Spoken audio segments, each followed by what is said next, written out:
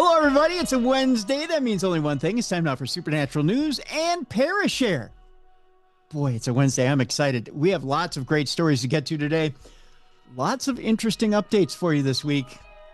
You guys have been sending me stories. I'm so grateful that you've been doing so. Raul, Tom has been sending me stories. Jeff has sent me stories. Lots of you have been sending me stories. Lots of people. Again, like I mentioned yesterday, I haven't written them all down. I should have. I'm going to do that next week. I'm going to write down the names of everybody who sent me stories. But thank you to everyone who's been sending me stories at tim@darknessradio.com. Keep them coming. I'm grateful for every story that you guys send me. And we're going to get to them all this week. But in order to do so, we need a co-hostess. The co-hostess with the mostest. Unfortunately, she's a little under the weather, so I'm going to take it easy on her today. I will give her a nice, easy introduction, folks. And I'll just say that she's our queen of the paranormal. We bow in her general direction, and we welcome her presence. I know I'm giving you as regal an introduction as I can. Here she is, ladies and gentlemen, playing injured today. She's number one on your program, number one in your hearts. Here she is, Mallie Fox. Hi, Mallie. How you doing? I'm good. How are you? Good. I'm doing good. It's boy, it's been I don't know about in Michigan, but we're having a little bit of a warm fall already. Yes, Yeah. it is. And I'm bummed because I'm so ready for fall season, and this humidity is, it's pissing me off. I know. I know. It's been a little warmer than I'd like. Mm-hmm. But it's okay. I'm enjoying it. Kind of a weird update for you guys, but I'm back in a hard cast for a week. Oh no, what'd you do? Well, I have this teeny tiny pinprick of a wound that won't go away on my Charcot Mm-hmm. foot, and it's kind of a weird deal, but so I got put in a hard cast on Friday, and I'm not used to it. It's Oh. yeah, I haven't been in a pressure cast in over a year, so I'm raging. Oh. And it's kind of funny because Spuddy doesn't recognize me in a cast. She kind of gave me a weird look the other day, like, "What are you doing hobbling around?" Because I had to put a clear cast cover on in order to go out and feed her the other day. So Gotcha. kind of gave me So that. we're both angry because we want sweater weather, or I want sweater weather. Yes, because when it's warm out, being in a cast sucks. Oh yeah. Do you become itchy because are you sweating? No, but I know that it's a little moist in there. I know that much. I don't have Moist. moist. There's Moist. that word. Um, I don't have a ton of feeling because people Mm-hmm. think this is weird. But I have severe neuropathy up to underneath my knees. Mm-hmm. So I don't feel any. Imagine walking on two legs that you don't feel anything. Like, yeah, imagine your legs are asleep all the time.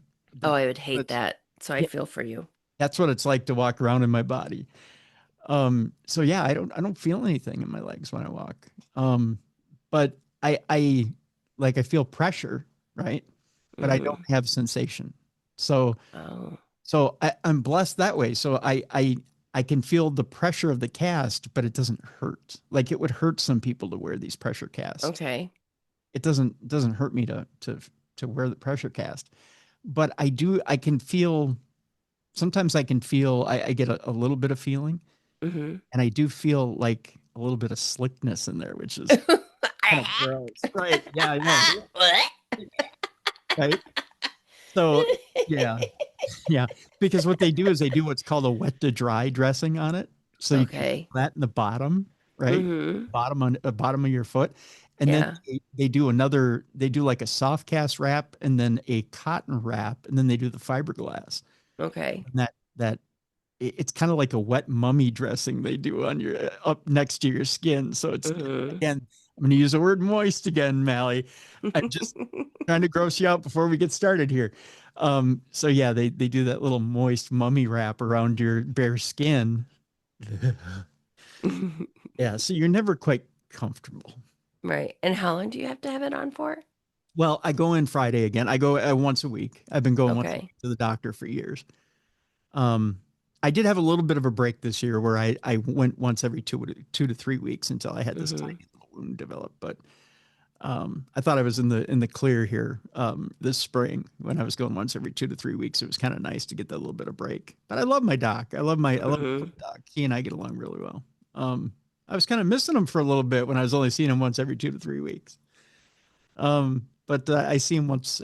Doc Schuster. I'll shout him out here. But Doc Schuster over at Fairview in Maple Grove is a real good guy. He's really cool. And so I see him weekly. And so I see him again on Friday. So okay.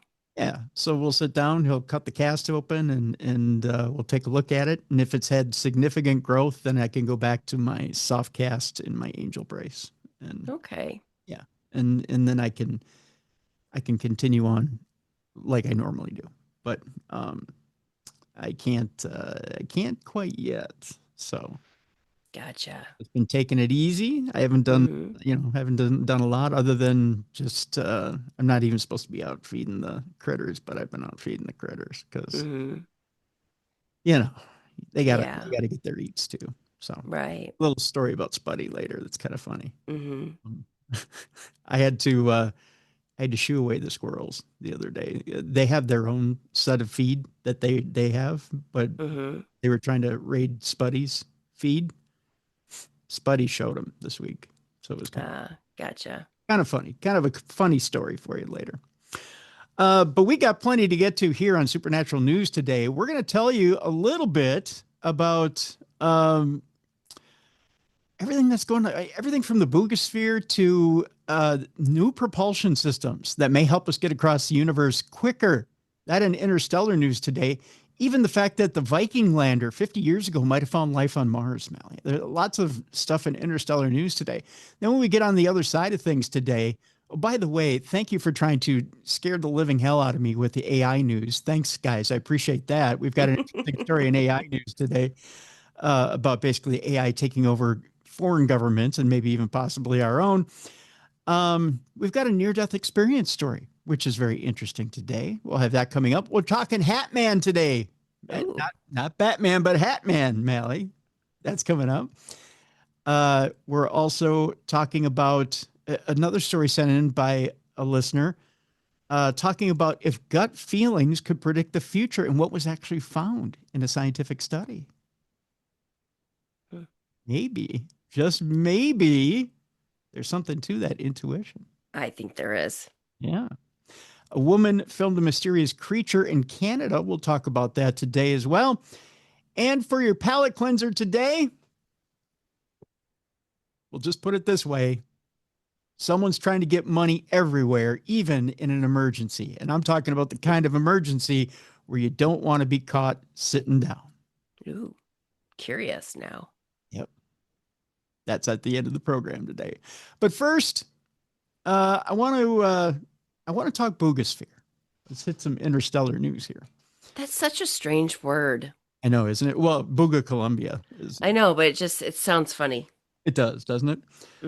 I want to talk Buga Sphere, and I want to talk about Jaime Maussan, who's one of the two scientists who's absconded with the sphere and done tests on it.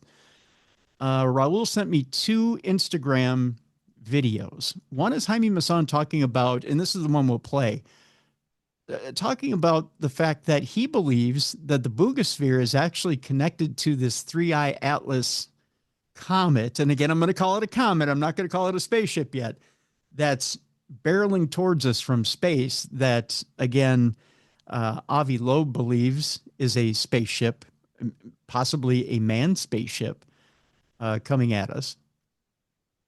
He believes the Buga Sphere is connected, and we'll let Jaime Maussan talk about how he believes it is, and how he believes the Buga Sphere is actually a sentry sent here to this planet. The other story that Raul sent us, that I'm not going to play, has to do with the fact that they supposedly, quote unquote, carbon dated the Buga Sphere. Here's the problem with that, Mallie, and this is why we're not going to play it, and I'll summarize it very quickly for you. You can't carbon date metal. True. You know, what they said, though, is that they carbon dated the resin that was on, or some of the resin that was on the Buga Sphere. Here's the problem with that. The resin could come from anywhere. and they supposedly carbon dated this resin back 12,500 years. Okay, but again, where does the resin come from, right? Supposedly water washes off this thing. Things don't stick to this thing, but yet you have resin from 12,500 years ago. It's all very weird. So again, it's news, but it's not news, right? Until you figure out where the resin comes from. I can't tell you anything. It's kind of a nothing burger. It seems like news, but it's not, you know, so. So I give it to you, yet I don't give it to you. I give, I take away. I give, I take away. So that's what we'll tell you about that. In the meantime, let's bring you this audio daily double from Raul about Jaime Maussan and the Buga Sphere, because this is incredibly interesting. Let me see if I can bring up this story here for you. Subject 3I Atlas. It's quite, I mean, what I've been saying, then probably it's going to be the proof that we've been waiting for. That something is going to happen. And then what's the next step to communicate with them? How are we going to communicate with them? If this sphere becomes that, would be a dream. Would be fantastic. We have to try to do everything. I mean, we prove that this has fiber optics inside. The fiber optics prove that this is a sensor. These spheres are here to measure everything around us. It does it in 360. Then they see everything in the sky, in the ground. They test everything. They hear everything. That's why you are now seeing spheres everywhere. In this year, there are more than 80 sightings in Portland, at least 50 since the Buga Sphere. All right. So if you did or didn't get that, essentially what Jaime Maussan is saying is this is a sphere that's been sent, or a sentry that's been sent forward, that sees all, it hears all. It's reporting back through fiber optics to wherever it's reporting back to, and basically spying on us. So, and he believes it's reporting back to some sort of alien or extraterrestrial presence. Whether you believe that's bold or whether you believe it's in the realm of possibility, that's up to you. I know Travis Thorpe believes that this is probably some sort of I'm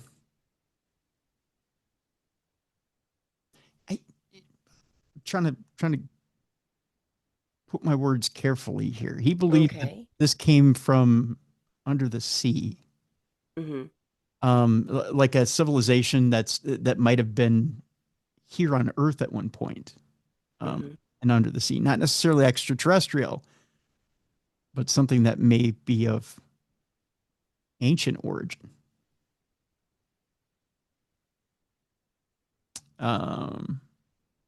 Almost Atlantean. Okay. And when you look at the markings, I could see why you would think that. I get that.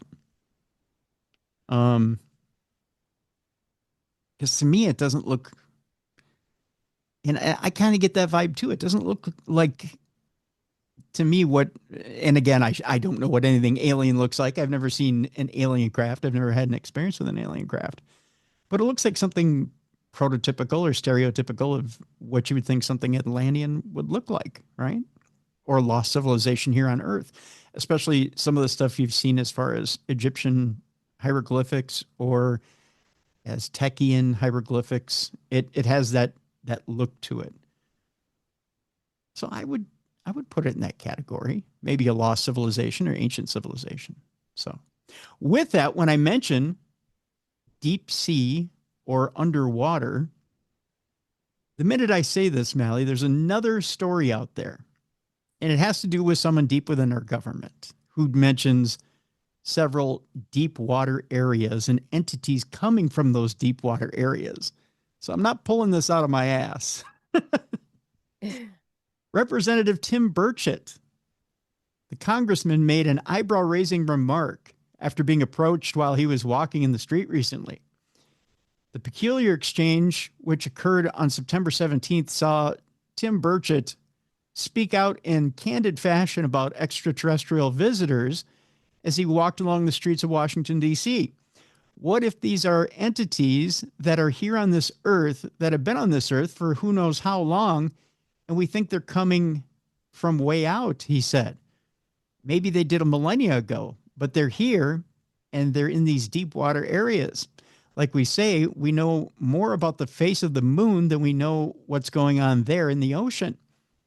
We have a high propensity of sightings around these 5 or 6, I believe, deep water areas.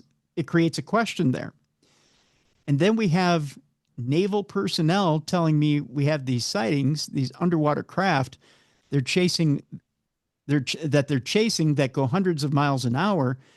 And the best we've got is that something that does maybe a little under 40 miles an hour, talking about what chases these craft. He also went on to say, so I've got a lot of questions about that stuff.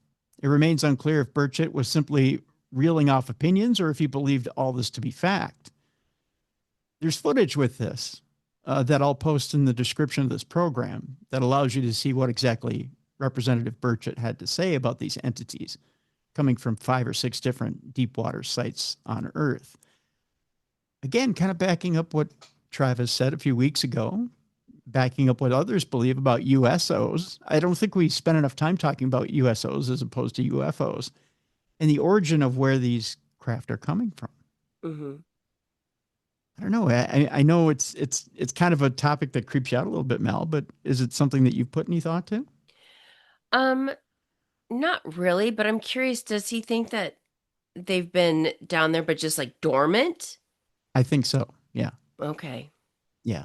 Or that they've been living down there and that they pop up and make their appearance, or that they come onto our land, walk around, do their business, go back down. Okay. Yeah.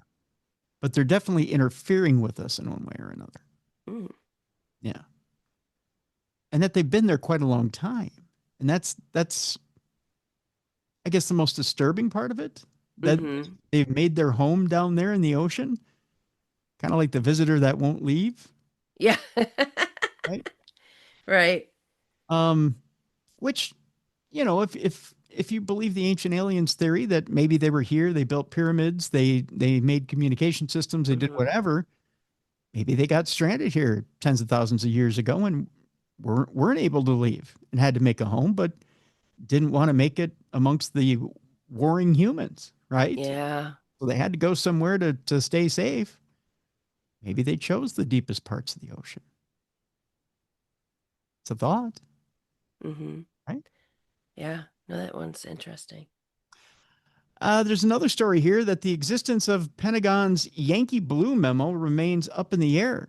What am I talking about? Well, a recent Freedom of Information Act response has indicated that no trace of the alleged memo could be found. Yankee Blue was a code name of an alleged Department of Defense, or DOD, hazing and misinformation campaign that involved personnel and classified Air Force units being shown images of flying saucers and then being told that they were from a top secret program tasked with reverse engineering captured alien technology.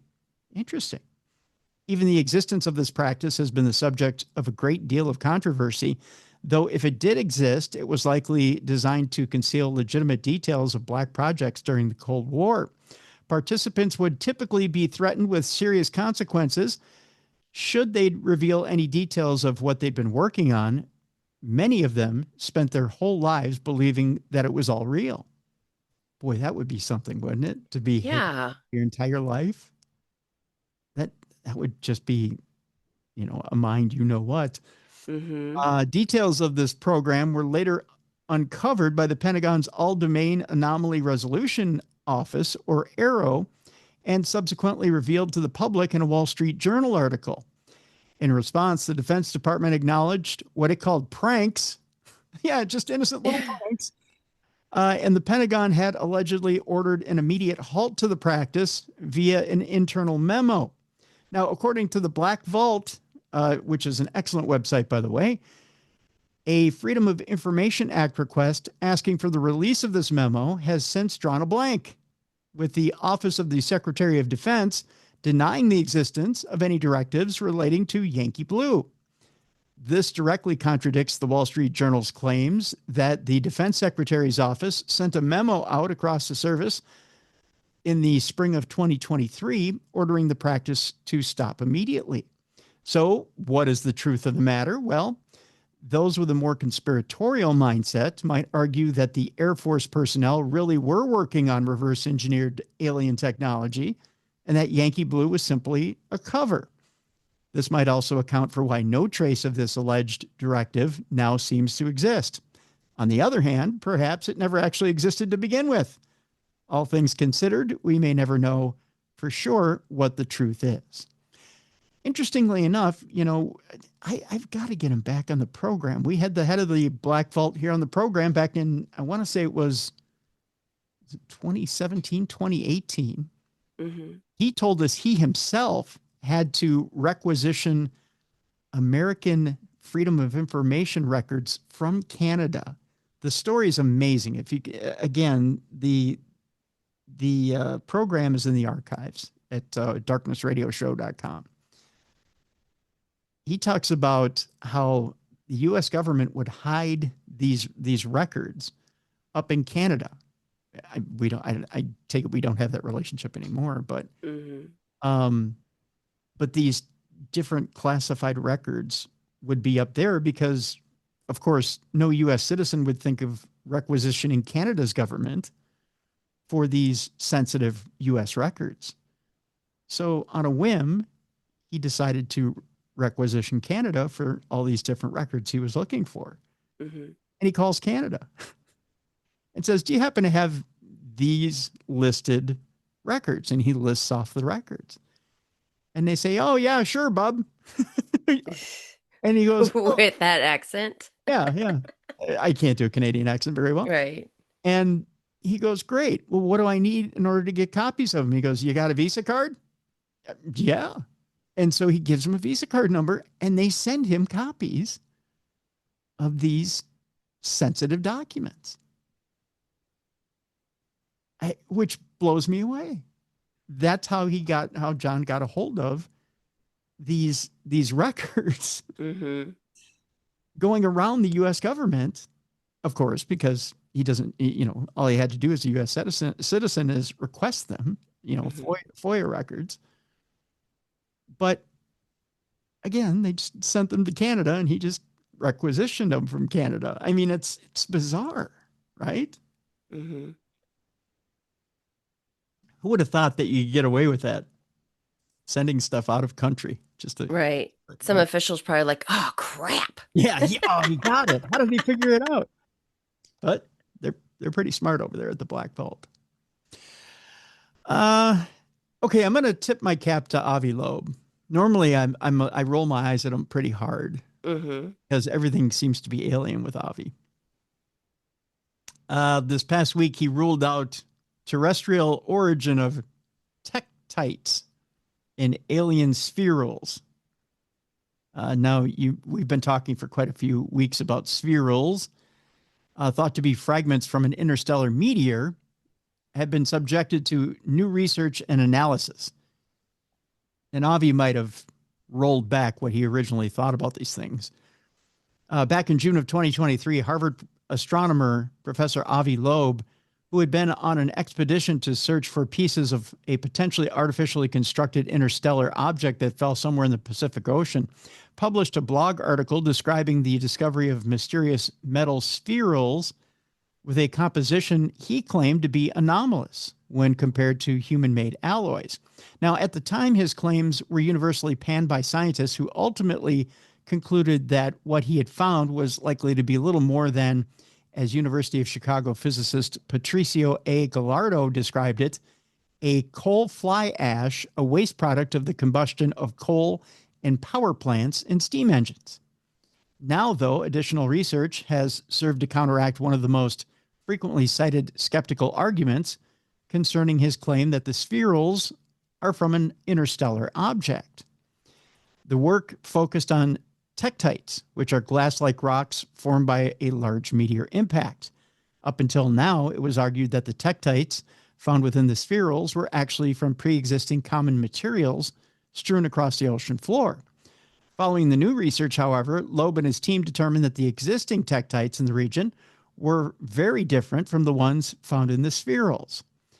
It is relatively easy to come up with speculative hypotheses regarding the origins of the, I believe this is the Belau spherules. It's Belau, but put together in one word. But our detailed analysis argues that speculations associating Belau spherules with common terrestrial materials are unsubstantiated. So while this research certainly doesn't confirm that the spherules are from an interstellar object or that such an object was artificially constructed, it does help to keep such a possibility in contention. All right, so I'm wrong. He is keeping it alive and trying to make it extraterrestrial, but at least he's got one foot in the skeptical camp, which was more than what he had even a few months ago. So I'll semi-tip my cap to him, Mal. Not quite. He's probably like, yes! He's like, yes! I got half a point. There's still hope. But not quite. Not quite. So I'm going to show you a picture here, Mallie. This object right here was shown flying over Los Angeles. Okay. Now, it could be anything. Mm-hmm. And I put the emphasis on anything, as this mysterious V-shaped object was spotted in the sky over LA this past week. I'm sorry, in August, not this past week, but in August. 2 residents managed to capture footage of the object as it appeared over the city back in August, exhibiting an unusual black V-shape with 2 rows of lights illuminating each side. The peculiar object was observed over Los Angeles for a period of 28 minutes from around 11 p.m. back on August 28th. The sighting quickly attracted a great deal of attention after it was submitted to the National UFO Reporting Center. It stayed in the same area for about 25 to 30 minutes for the first time I saw it, one of the eyewitnesses wrote. It moved around a little bit, but didn't go too far. At the end, it just flew off in the south direction until I couldn't see it anymore, said the witness. Some speculated that the object was some sort of advanced craft, while others dismissed it as little more than a drone, perhaps one used as part of an aerial light show or promotional stunt. According to UFO researcher and filmmaker Mark Christopher Lee, the former is more likely. I'm convinced that a lot of famous UFO incidents are basically highly advanced terrestrial technology that is 30 to 40 years ahead of what we think they have, he told Mail Online. According to NUFORC, there have been several similar sightings over Los Angeles this year. Now, there's a clip that goes with this, and again, we'll attach it to the description of this program so that you can watch this UFO, and I'm using air quotes here, over Los Angeles in late August. So you can judge for yourself if it's a drone or something more nefarious. Now, did a lot of people see this, report it? You know, that's a good question. I don't know. I would think that quite a few people did. Yeah. Especially if it's over LA. I'm sure a few people called it in. But to me, it does look a little suspicious. It does look like it's maybe more Earth-based than what most people would think. Yeah. Yeah. A lot of people, when they see something like this, that's unusually shaped and has a lot of lights, they tend to jump to UFO right away and don't, especially with the way things are shaped now. And drones are big. Right. They really, you know, they tend to want to go to that UFO card right away. And not stop and think, okay, what really are we dealing with here? Right, exactly. All right. There's a story out here about NASA's Viking landers finding life on Mars almost 50 years ago. The controversial findings remain a topic of debate even several decades after the groundbreaking mission. Joel S. Levine wrote an article about finding life beyond the Earth and how it would be a major scientific discovery with significant implications for all areas of science and human thought. He says yet only one direct search for extraterrestrial life has ever been conducted. The NASA Viking spacecraft, which landed on Mars, conducted this search in the summer of 1976. Viking consisted of 2 twin orbiters and landers, with experimental chambers in the landers to conduct 3 biology experiments. Over the past half century, the measurements made during the Viking biology experiments have been the subject of many discussions, analysis, and speculation. Today, scientists still are discussing the results of these experiments in an attempt to answer the age-old question of whether there is life beyond the Earth. The year 2025 marks 50 years now since the 2 spacecrafts launched. 3 weeks apart, these landers achieved humankind's first 2 successful soft landings of operational and functioning spacecraft on the surface of another planet. Now, Joel says that he is an atmospheric scientist who worked on the Viking missions in the 1970s at the NASA Langley Research Center, the laboratory that developed and managed the highly successful Viking missions. The Viking missions' scientific discoveries painted a new picture of Mars's atmosphere, surface, and planetary history. The 2 Viking spacecraft both consisted of an orbiter and lander. Viking 1 entered Mars orbit on June 19th of 1976 and successfully landed on the surface on July 20th of 1976, which was also the 7th anniversary of the first human moon landing. Viking 2 then followed, landing on September 3rd of 1976 at a site farther to the northwest. Viking wasn't just looking for life, however. These crafts contained equipment to take pictures, map heat energy, wind, and weather, study the chemical composition of the surface, dust and atmosphere, and collect. Viking took of the atmosphere suggested that Mars used to have a much denser atmosphere, but over time lost it. It also observed that the wind picks up tiny dust particles, blowing them into the atmosphere. This process colors the planet's sky permanent pink. The Viking landers also discovered that at any location on Mars, the atmosphere's surface pressure varies seasonally. The planet has frozen north and south poles like on Earth, and at the Martian poles in summer, the frozen carbon dioxide sublimates, transforming from a frozen solid to a gas. And then at the winter pole, it condenses back into a frozen solid. That process, unique to Mars, affects the atmospheric pressure by changing how much carbon dioxide is in gas form instead of solid form over the planet's surface. Now, they did do some biology experiments as well while they were on Mars with the Viking landers. Each of the 3 Viking biology experiments brought a soil sample from the Martian surface into a sterilized test chamber and exposed the sample to a different nutrient under different atmospheric conditions. Researchers wanted to find out whether the soil contained microorganisms, so they monitored how the atmosphere in the chamber changed.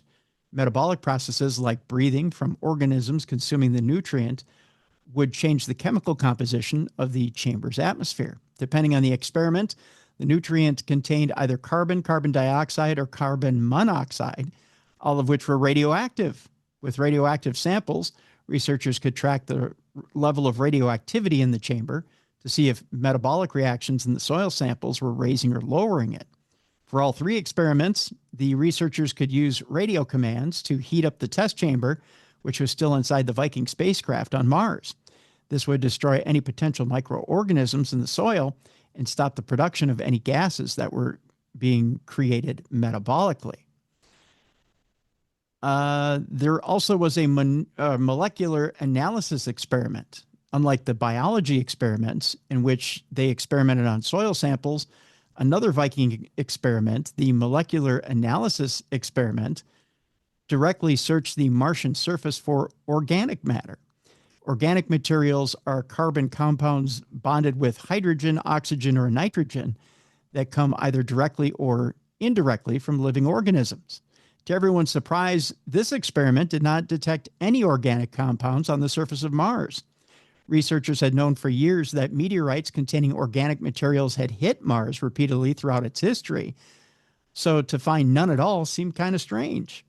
Some scientists theorize that Martian soil might contain a compound that quickly converts any organic material on the surface to carbon dioxide.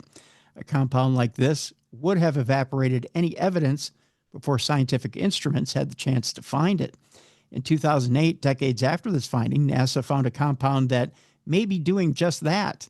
The Phoenix lander detected high concentrations of a compound called perchlorate in the soil. When perchlorate is heated, as it was in the Viking molecular analysis experiment, it can chemically destroy organic compounds. And scientists figured it likely was the culprit behind the strange result from the molecular analysis experiment. So scientists are still using these findings from 50 years ago for these experiments today. And recently, Stephen A. Benner, who is the director for the Foundation for Applied Molecular Evolution, developed new models for present-day life on Mars based on these 3 Viking biology experiment measurements. His model predicts that microorganisms could have used the radioactive carbon nutrient in the experiment chamber to create their own food, releasing radioactive carbon dioxide in the process, and also suggests that at night, microorganisms could be absorbing oxygen and expelling carbon dioxide. That could explain the oxygen released from the Mars soil sample when moistened. See, I use moist again. See what I did there? Mm-hmm. I'm getting this word in. It's probably really pissing you off, Mallie. Word of the day, moist. Word of the day, moist. People are going to hate me for that too. Mm-hmm. The Benner model suggests that there could be microorganisms on the surface of Mars, but further research and future research and measurements will need to confirm this very intriguing possibility, which you never know, you may get in person in just a few years. So there you go. Speaking of, there's a scientist out there, Mallie, that claims that life on Earth was seeded by extraterrestrials. Not a new theory because it's been out there for years, but now it's a scientist that's actually saying it. According to Robert Endres of Imperial College in London, the building blocks of life on Earth are so complex that it is highly unlikely that they arose naturally and within such a relatively short period of time. Instead, he argues something else would have been needed to kickstart the process. An advanced extraterrestrial civilization that seeded our planet with the building blocks of life by delivering a microbial starter kit around 4.2 billion years ago. Today, humans seriously contemplate terraforming Mars or Venus in scientific journals, he wrote. If advanced civilizations exist, it is not implausible that they might attempt similar interventions out of curiosity, necessity, or design. While this idea is certainly possible, what it doesn't do is explain the origin of life in the universe, as it simply raises the question, if life on Earth was seeded by aliens, how did the aliens first arise? It is perhaps more reasonable to assume that if life arose on Earth, that it was through a natural process that can occur repeatedly throughout the cosmos. The aliens did it argument is similar to the creationist God did it argument. It simply regresses the problem back a step and requires the answer to how that creator came to be. Some scientists believe in a slightly different mechanism through which the building blocks of life arrived on Earth and meteorites and comets, seeding the planet through natural processes. Whether we will ever be able to find out for sure, however, remains unclear. So I'll ask you this question, Mallie.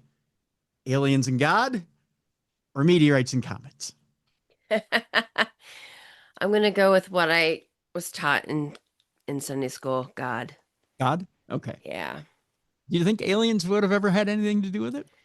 You know, to be honest, I haven't really thought about it. Had that deep thinking. Where did we come from? Yeah.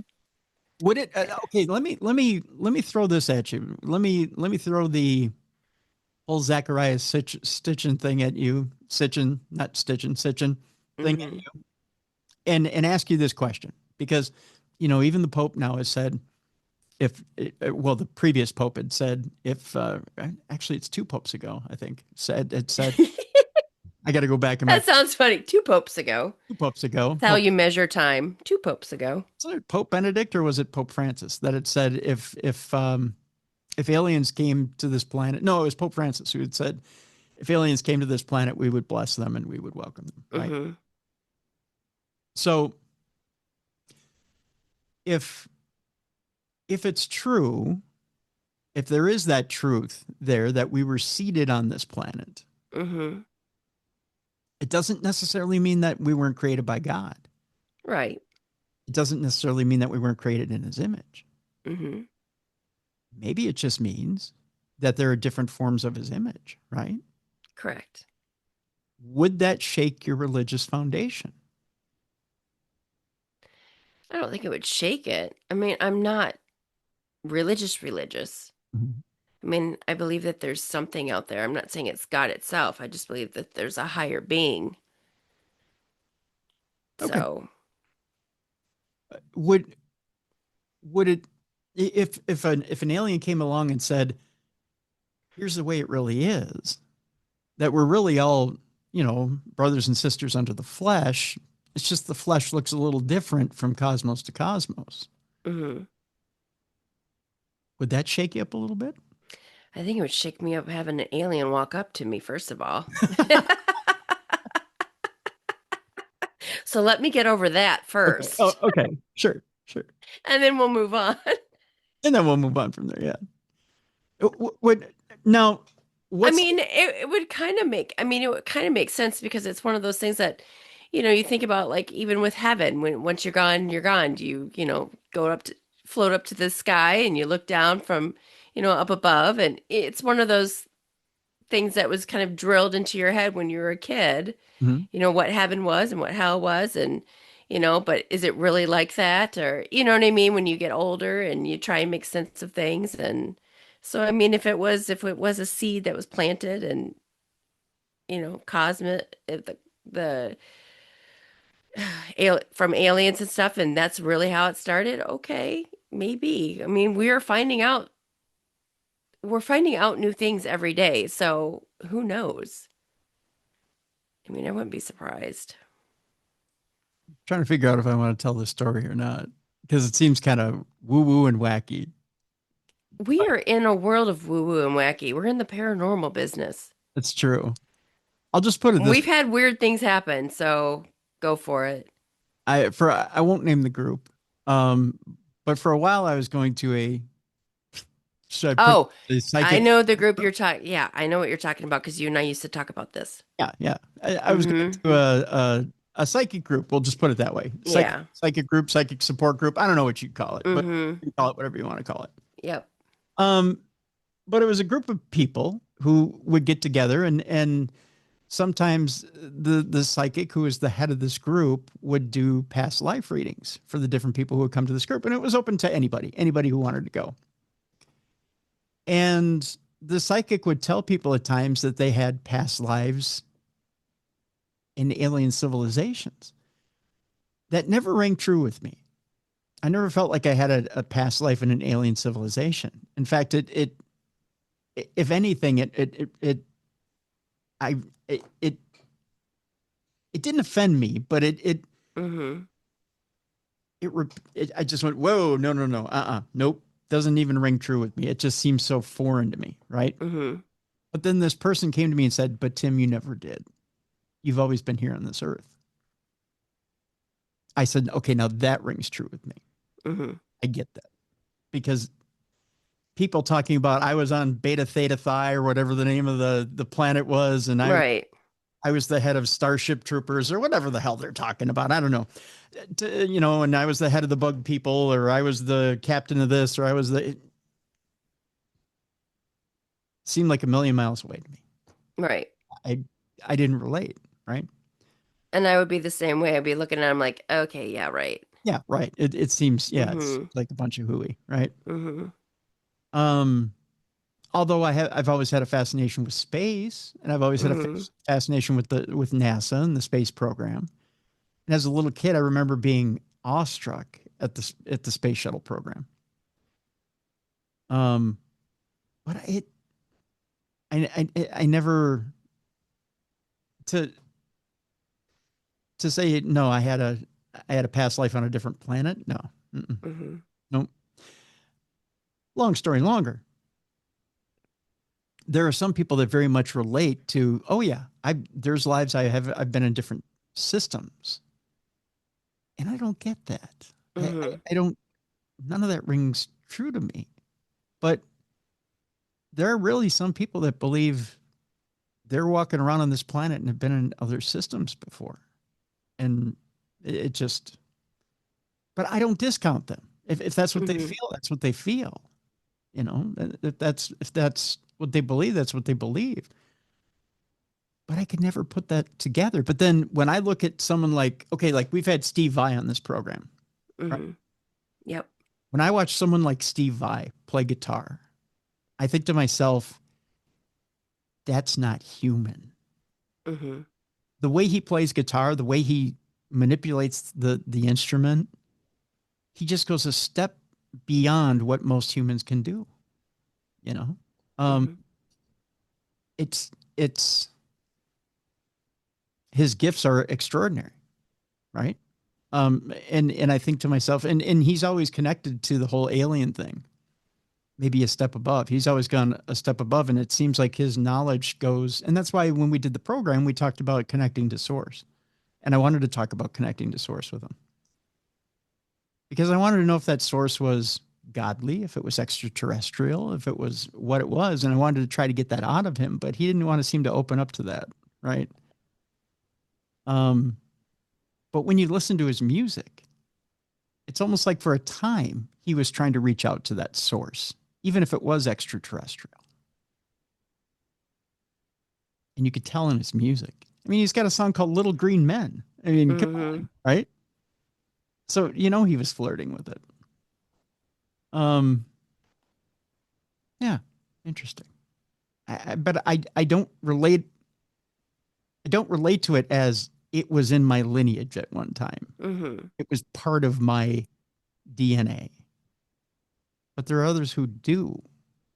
It wouldn't shake my foundation if, you know, an alien landed tomorrow, looked me in the eye and said, you know, we're one and the same, we're brothers. Okay. I get it. Mm-hmm. But at the same time, you gotta connect the dots for me. Because Mm-hmm.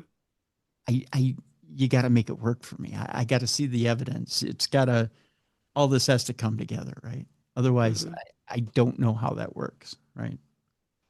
I mean, otherwise it's like saying Spud and I are related. You know, I mean, show me how. I'm not saying Right. aliens would be animals. I'm just saying that, Mm-hmm. you know, you gotta show me where the DNA is Yeah, connected. like make it make sense. Right. Make it make sense. Exactly.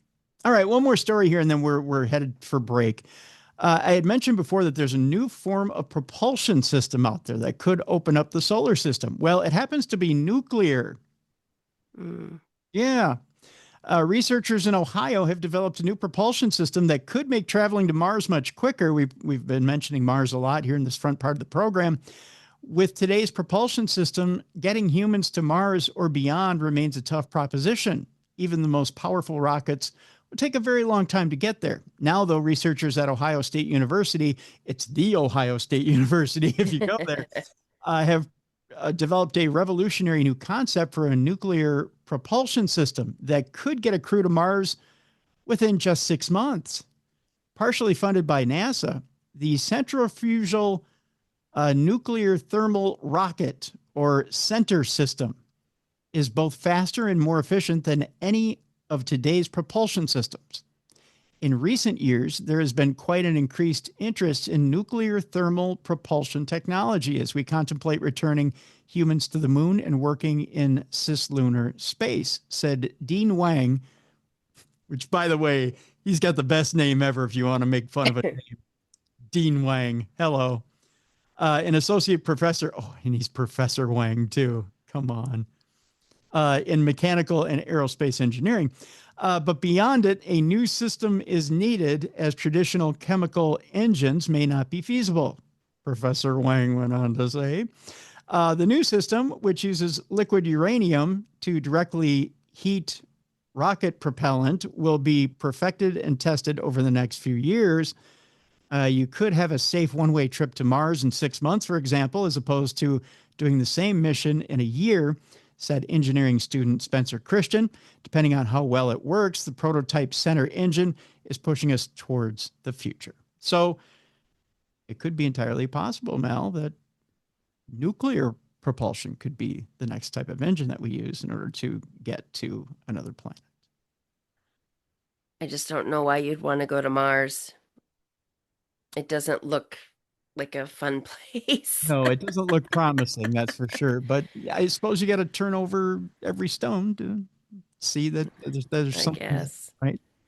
Yeah. I say wait until you get the Goldilocks planet, then go there. But that's just Yeah. make sure you're sure before you go, right? Mm-hmm. That's right. All right, when we come back, that AI story you all sent me because you're trying to freak me out. You know the one. Great. If it freaked you out, I'm going to be sleeping well tonight because Oh, I yeah. have a worse reaction than you do to AI. This one's a doozy, Mal. Oh, wonderful. We'll talk about a person who was left for dead for 7 hours and proved or saw proof that death is an illusion. Hmm. We'll talk about that when we come back. Interesting story there. Nostradamus's end of the world prediction for 2025 just got an ominous update from space. Oh, wonderful. I'll talk about that as well. That gut feeling you get to predict the future, is it real or imagined? That's coming up as well. Is there a dark side to meditation and mindfulness? That story is coming up today, Mallie. Do you meditate by chance? I do in the morning. Only like 10 minutes, 15 minutes, because then my dogs usually start barking at something. It's easy to be snapped out of that. Yeah. We'll talk about if there's a dark side to that. A woman films a mysterious creature in Canada. We'll tell you what exactly that creature was. And to wrap things up with your palate cleanser today, they get you coming and going. We'll tell you why they may get you while you're sitting. It's coming up at the end of this program today. That much more. It's Supernatural News and Parashare. By the way, if you have a Parashare experience that you'd like to share with us, it's real simple. Send in your experience by typing it out in an old-fashioned email, tim@darknessradio.com. You can go to our website, darknessradioshow.com. You can leave us a voice note by clicking on that blue button on the right-hand side of the website. You have 2 minutes to do so. If you need more time, click on it again. You get 2 more minutes, rinse, repeat. You get the idea. Or third, if you have a studio like the one you're watching on video right now, like the one I'm sitting in, you can make us a video. Make us a video, or even on your iPhone, whatever you're using. Make us a video, send it in, and we'll air it here on the show. That's your 3 ways to do it. All right, when we come back, all the stories you've heard about and more. It's Tim Dennis and Mallie Fox, your friends here at Darkness Radio on a Supernatural News. Natural news. Supernatural News. On a Wednesday, right here on the best in paranormal podcasting. This is Darkness Radio.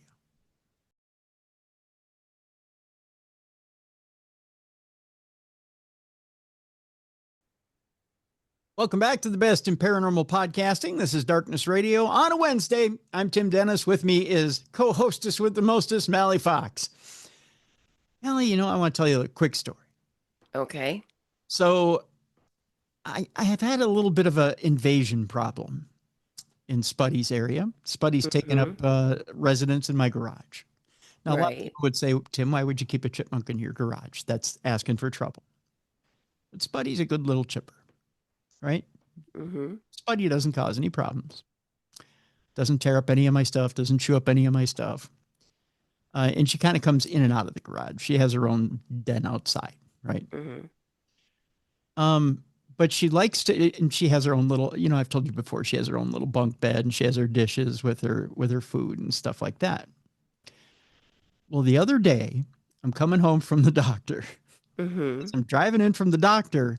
Lo and behold, the squirrels who have their own dishes near the porch have decided they're going to invade Spuddy's dishes.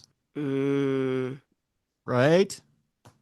They've never done this before, but now they've decided, you know what? There's a buffet in here too. We're going to help ourselves. Naughty. Right. And Spuddy was unaware. Well, I'm driving in with the van. No, Did you run one? Did you run one over? No. Oh God. Oh. No. I'm not like that. Jeez, Mal. Well, no, I wasn't thinking it on purpose. I thought maybe you ran a squirrel over by accident. No. I just wanted to scare the hell out of him. So what I did was I rolled down my window and I'm like, "Hey, you get out of here!" And in my best Cajun voice, I'm like, right?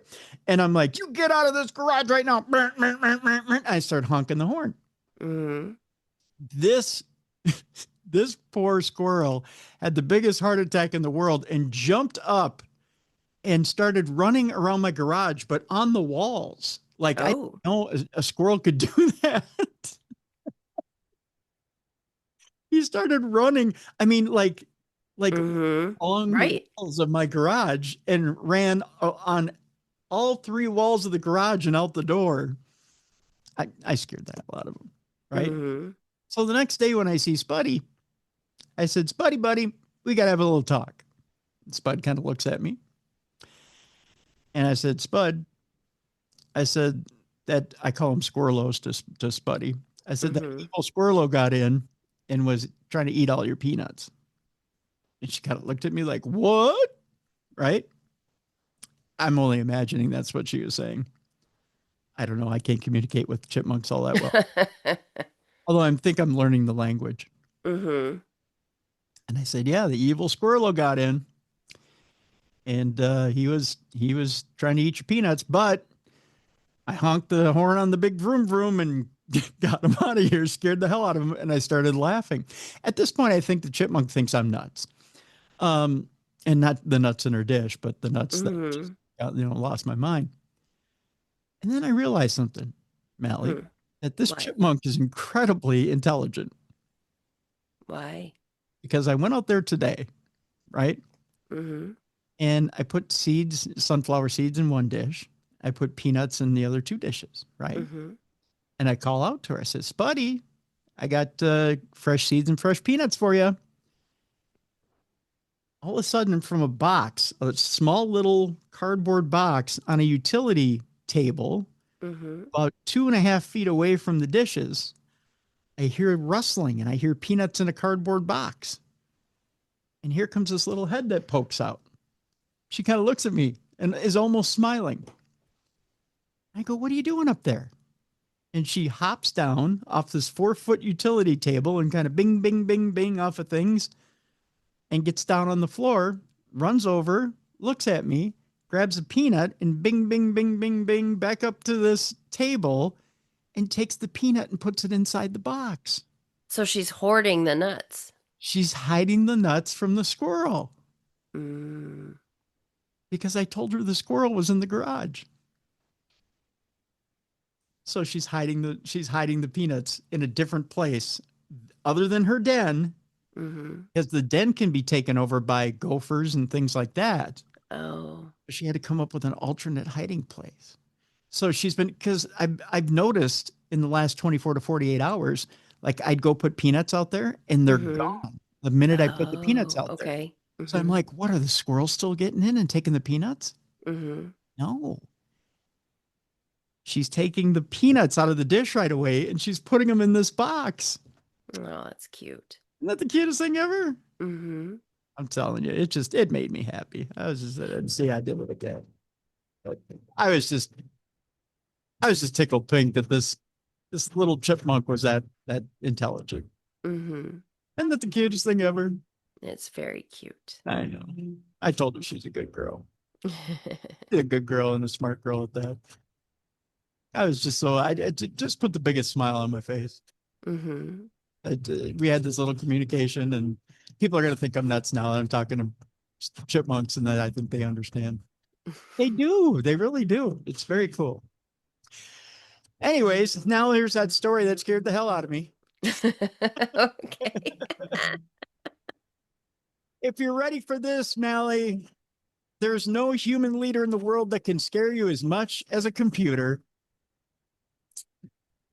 Albania has appointed a new minister in charge of private contracts who is completely impervious to corruption, as far as you know.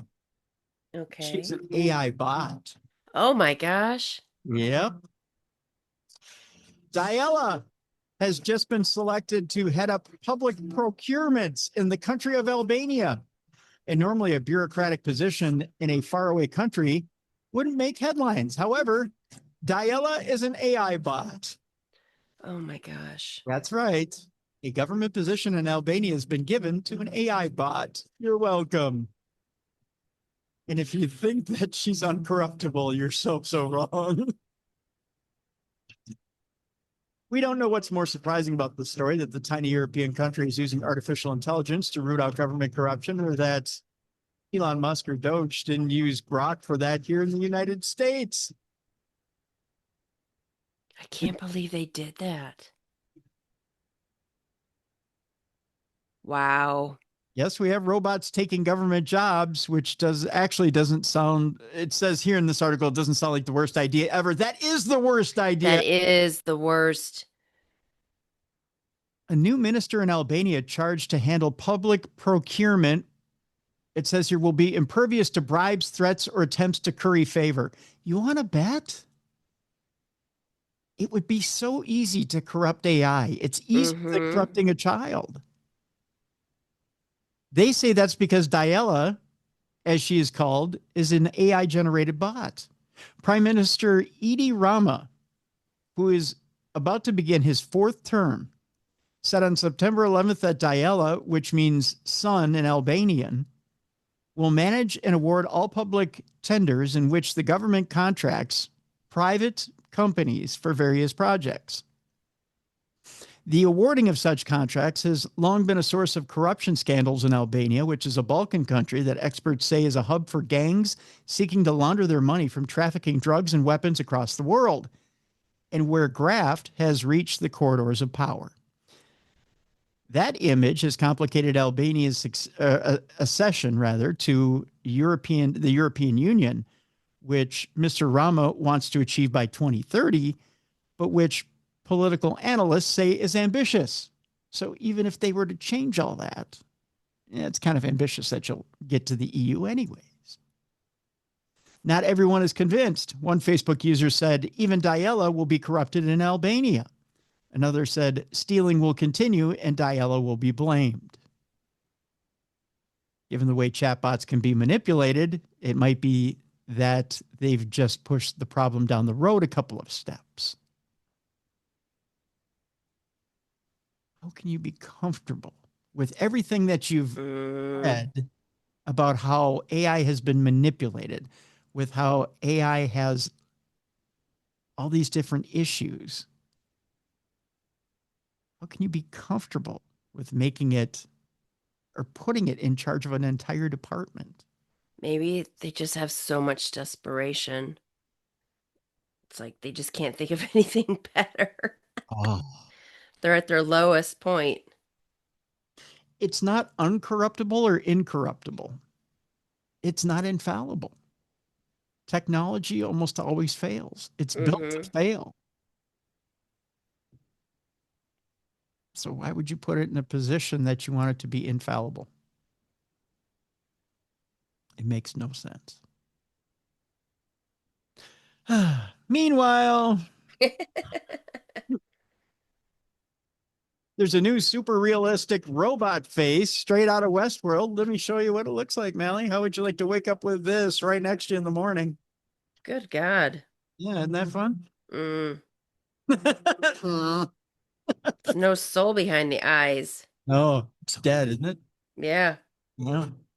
A firm in China has developed human-like faces for robots that are eerily realistic and capable of expressing emotions, even if they're cold, dead, and look like they want to kill you. Yeah. Future dominated by lifelike humanoid robots has taken one step closer to reality this week, following the release of a new video showcasing a state-of-the-art robot face developed by Chinese firm Aheadform, as in one step ahead, 2 steps back, run for your life. The face is able to express subtle emotions and look so realistic that it almost is good enough to fool someone into thinking that it's a real person. Okay, here's the problem with this. You ready for this, Mal? Yeah. Realistic face, realistic eye, put the eye in a scanner. Oh. Now you can beat any scanner in the world. Yep. It's not difficult to imagine future humanoid robots using this type of facial technology. The only head version of a Headform Origin M1 is a face robot designed for research, interaction, and high-end display scenarios. See, It integrates a full facial actuation system with up to 25 micromotors, enabling lifelike expression, blinking, and eye movements, the firm wrote.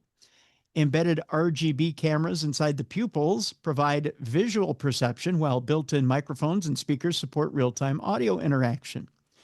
Compact yet powerful, the head module can be mounted on various bases or integrated into larger robotic systems, making it a real platform for emotion-driven AI studies, human-robot interaction research, and character-based installations.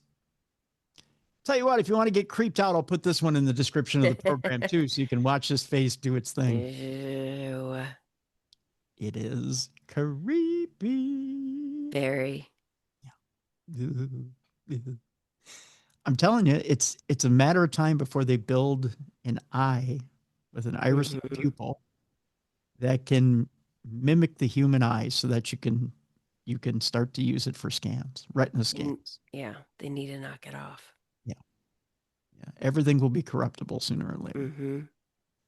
It's getting bad out there, man. Getting bad. All right. Moving on. This next story has to do with a woman who had a near-death experience and says that what she saw proved that death is an illusion. She was dead for 7 hours. Erica Tate opened up about a near-death experience she suffered in September of 2015 while she was on a hike on the Palisades, and how the incident led to a deep spiritual awakening. A woman who had a near-death experience after suffering a roughly 60-foot horror fall. Ooh. That had to hurt. Yeah. Has revealed the startling realization that she had as she lay there dying for 7 hours. Erica Tate, a psychotherapist who hails from New Jersey, opened up about a near-death experience that she suffered in September of 2015 while she was on a hike on the Palisades, which is a series of steep cliffs that run along the Hudson River. Erica, who was just 22 at the time, claimed that she woke up with a strange feeling in her stomach that morning, but simply brushed it off. Stomach, we're going to talk about this in a moment. She simply brushed off that feeling in her stomach and embarked on a solo hike along the cliffs. As she hiked, she stumbled upon a waterfall towards the end of the cliffs. Erica noticed that the falls had dried up, so having previously climbed up them, the self-described daredevil, but she won't do that again, decided that she should also climb down. However, once she started to climb down the roughly 60-foot descent, Erica quickly found herself in trouble. She was stuck on the rocks and was forced to stay there for 20 minutes, hoping that somebody would come and rescue her. Erica told the Other Side NDE on YouTube that she looked around trying to find an exit route, but was unable to find one. And at that point, with her arms shaking, she noticed that there was a rock beneath her foot. Puberty hit me all of a sudden. But it was coated in wet moss. Oh, God, that's not good. She opted to take a leap of faith at that point and placed her foot on the rock. But it would be one of those final moments she remembered as her foot slipped on the stone and she let go. Oh. Erica then fell about 60 feet onto large boulders. She broke her ribs, pelvis, spinal cord, and arms and punctured her lungs, meaning she was also suffocating, and then slipped into unconsciousness at that point. Yet Erica somehow woke up and managed to retrieve her phone from her backpack and call emergency services before once again falling into unconsciousness while police scrambled to find her. She said that she was stuck there for 7 hours in what would be at that point that Erica would have her near-death experience in that 7 hours that she was stuck. Erica said, the first thing I remember was separating from my physical body. And so I remember looking at my body and recognizing that I am not that. I am not. There's something separate from my physical being. And in that, I learned that I don't die, that there is actually no death. There's something that actually survives death. And some people can call that a soul or a spirit or consciousness. But that was really profound because at the time, all I ever believed in was what I could sense with my five senses, but this was proof that there's actually something more than just the physical. Erica said she experienced a life review whereby she subconsciously witnessed her entire life. She also shared that she previously suffered from trauma and now learned that she was causing more harm to the people around her than relieving. She claimed that in those moments, she learned about karma and cause and effect, adding that she went through what she described as an honest assessment. I'm thinking that was her life review. The honest assessment? Yeah. Yeah. It would prove to be an experience that would lead to a huge heart expansion and a deep compassion for suffering in the world. It also resulted in her coming to learn about what she described as our true purpose. Erica then had a white light experience, something that was an unspeakable amount of love and peace, and gave her the profound insight that every single cell, every atom is created by one energy, and we're all one thing and fully connected. Incredibly, after 7 hours had elapsed, an off-duty firefighter, who allegedly had an intuition about her whereabouts, hiked to her location. She was ultimately stretchered off on army boats, which had come down the Hudson River. Erica spent roughly a month in the hospital in rehab for a month and then in bed in a wheelchair for 6 months. But despite the traumatic experience, she added that it led to a deep spiritual awakening. I think she had more than a near-death experience. I think she actually crossed over, had the life review, and something pulled her back and told her, it's not time yet. Yeah, not quite time yet, but you need to see the steps. Like, you need a little bit more of an awakening. Like, whatever life she was having up until that point wasn't the direction she was supposed to be going. And she just needed a bit of an education, a bit of a wake up. But it's also interesting, though, because you said the firefighter used his intuition to figure out where she was as well. So once again, intuition. Yeah, intuition. You know what? I'm going to skip ahead to the intuition story, because I want to get to this. So let's talk about intuition. Scientists tried to see if gut feelings could predict the future, and this is what they found was haunting. For years, the strange phenomena of precognition, an unwavering gut feeling that something will happen in the future, has puzzled scientists. The eerie concept may sound far-fetched, but many studies suggest there's statistical evidence to back up precognition's existence. At the center of the research is a mid-1990s study by parapsychologist Dean Radin, who is a PhD, that reshaped how we understand our ability to predict the future. While working at the University of Nevada, Radin, who had studied precognition for years, hypothesized that if consciousness transcended time, reaction to a stimulus would occur before the stimulus actually appeared.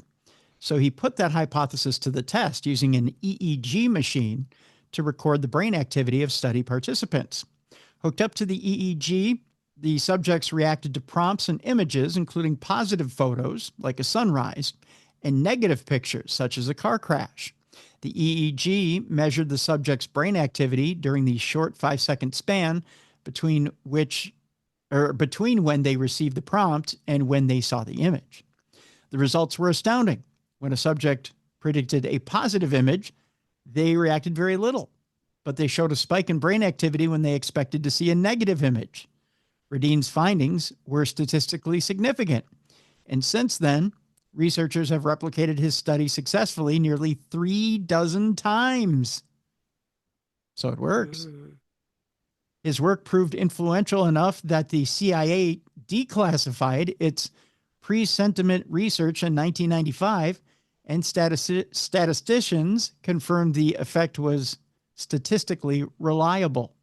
Still, questions remain about the science behind precognition. Numbers prove it exists, but why?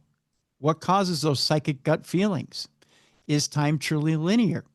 When Radin's work provided a runway for substantiating precognition, the next step is finding evidence of its mechanism and perhaps convincing others to let go of their fears of the unknown. Still mind-boggled by the future predicting capabilities of your consciousness, it says here. Oh, it's an ad. Yeah, find out more here. I'll give you the ad. But it's interesting that done over and over again, this study proves that intuition exists. It doesn't matter who you are. You don't have to have psychic ability.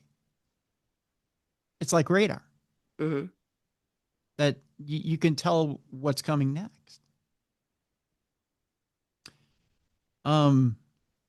It's kind of interesting.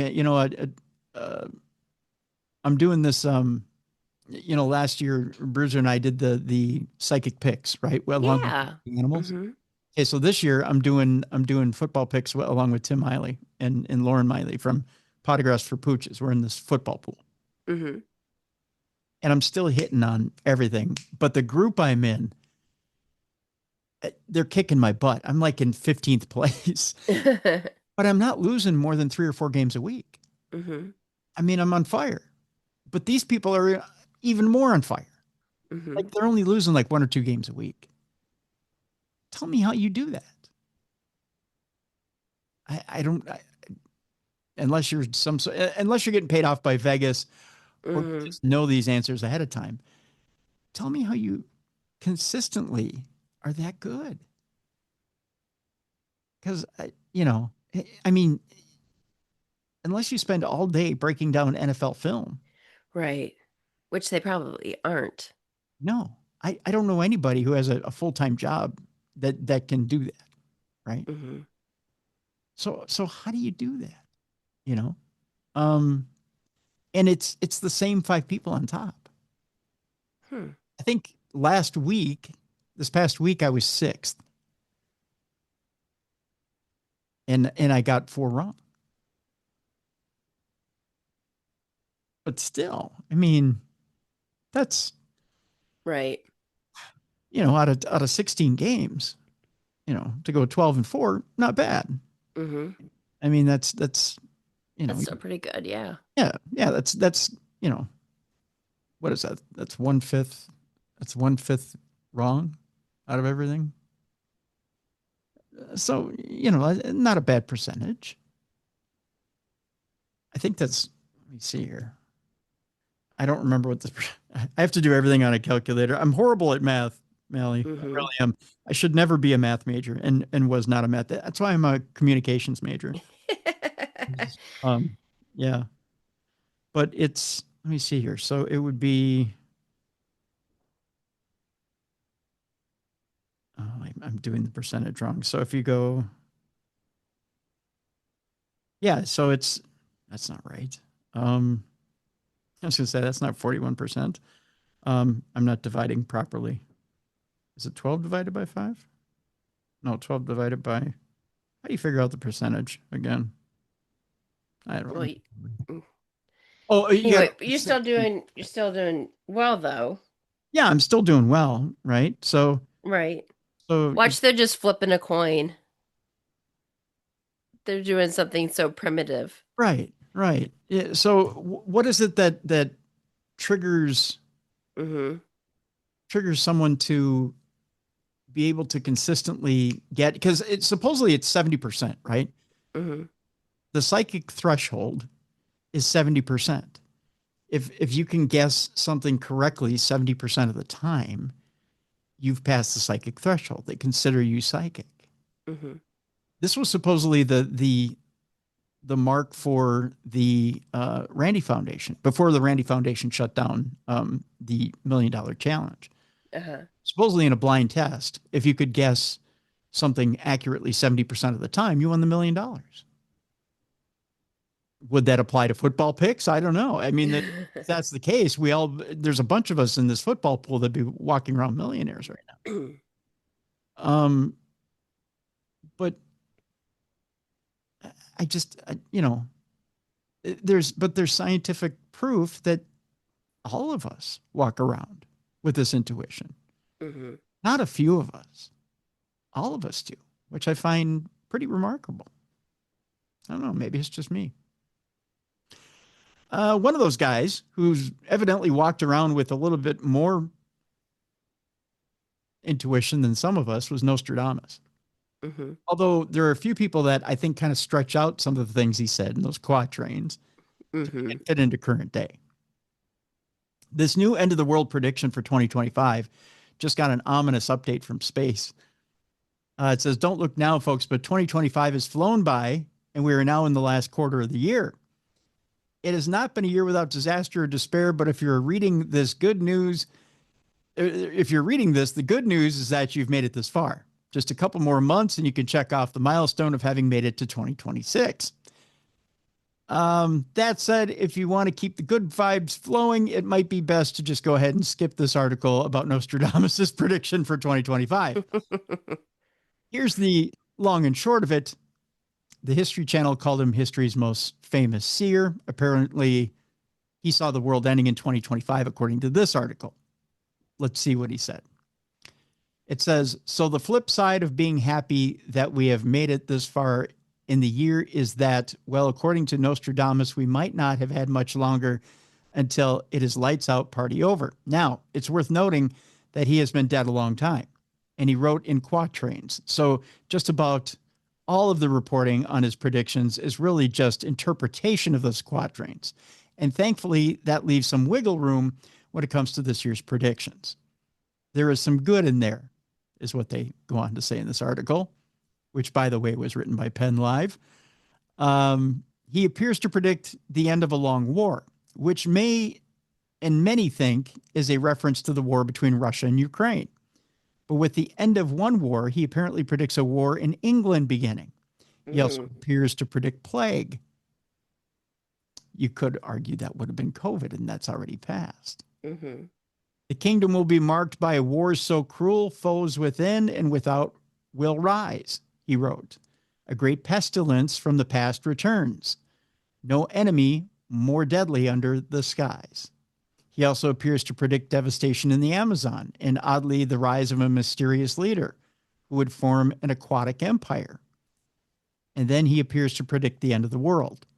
And according to at least one report, there's an ominous quatrain above all others for 2025. From the cosmos, a fireball will rise, a harbinger of fate. The world pleads, it reads. Science and fate and a cosmic dance. The fate of the earth, a second chance.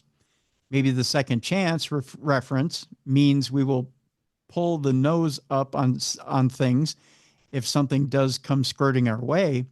But what are the chances that a giant fireball from outer space, and well, there is that comet zipping around that a recent paper claims could actually be alien technology.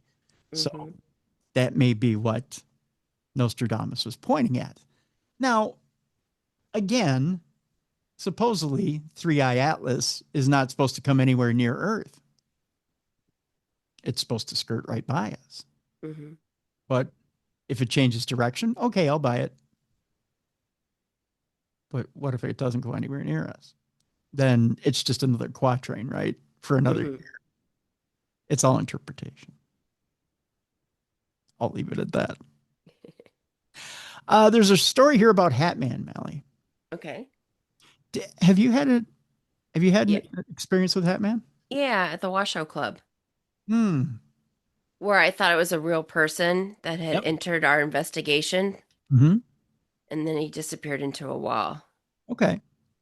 Well, there's an article here this week by T.K. Randall. It says, Hat Man, what is the truth behind this terrifying shadowy entity? TK goes on to say, many people over the years have reported encounters with a shadowy figure in their bedroom at night. Imagine waking up in the middle of the night and peering through the darkness only to catch a glimpse of a shadowy figure standing at the foot of your bed and watching your every move. Some claim that he appears wearing a trench coat, while others recall his wide-brimmed hat. Dubbed Hat Man, this terrifying figure has been doing the rounds on social media for years now, with users sharing stories of their alleged encounters. Similar stories of other types of dark, shadowy figures appearing at the foot of their bed in the middle of the night may have been told for years. According to dream analyst and neurobiologist Jane Teresa Anderson, however, there may be a conventional explanation for these encounters. The figure is generally dark and shadowy with no discernible figures, she recently told Mail Online. It may represent a person's deepest, darkest, shadowy fears. I see where they're going with this. Tell me if you could telegraph this one, Mel. Okay. When we sleep, our motor muscles are prevented from moving. A physiologist,